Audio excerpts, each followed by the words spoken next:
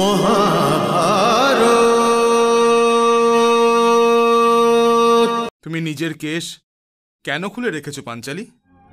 এখন থেকে এই অপমানিত কেশ খোলাই থাকবে, কারণ আপনারা যখন আমার এই খোলা কেশ দেখবেন আপনাদের এটা মনে পড়ে যাবে যে দুঃশাসন পূর্ণ সভাতে একে কিভাবে অপমান করেছিল।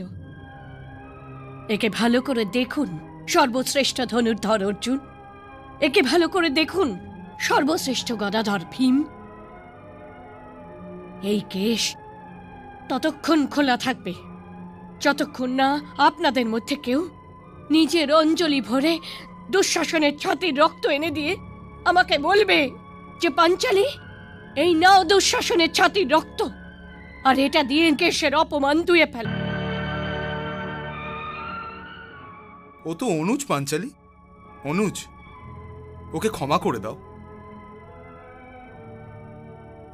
আপনি তো ধর্মের প্রতীক। আপনি চাইলে দুর্যোধন আর দুঃশাসনকে ক্ষমা করতে পারেন, কিন্তু আমি নারী জাতির আত্মসম্মানের প্রতীক। আমি কখনোই ক্ষমা করব না। প্রিয় ভীম, তুমি একটু বোঝাও না পাঞ্চালীকে। আমি তো স্বয়ং নিজেই নিজেকে বোঝাতে পারছি না ভ্রাতাশ্রী, তবে পাঞ্চালীকে আমি কি বোঝাতে পারবো? আর বোঝানোর জন্য আছে কি ভ্রাতাশ্রী?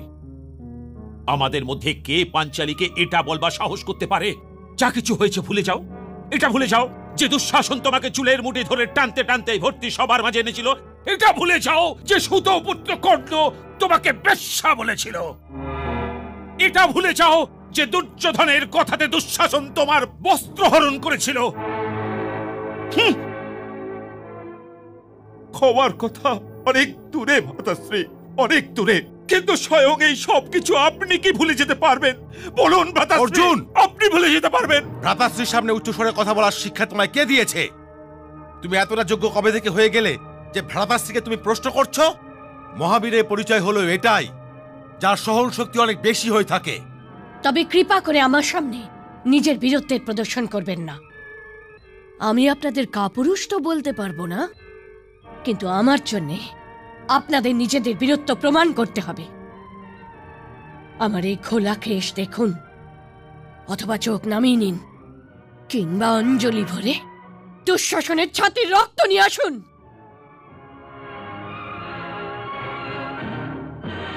মহা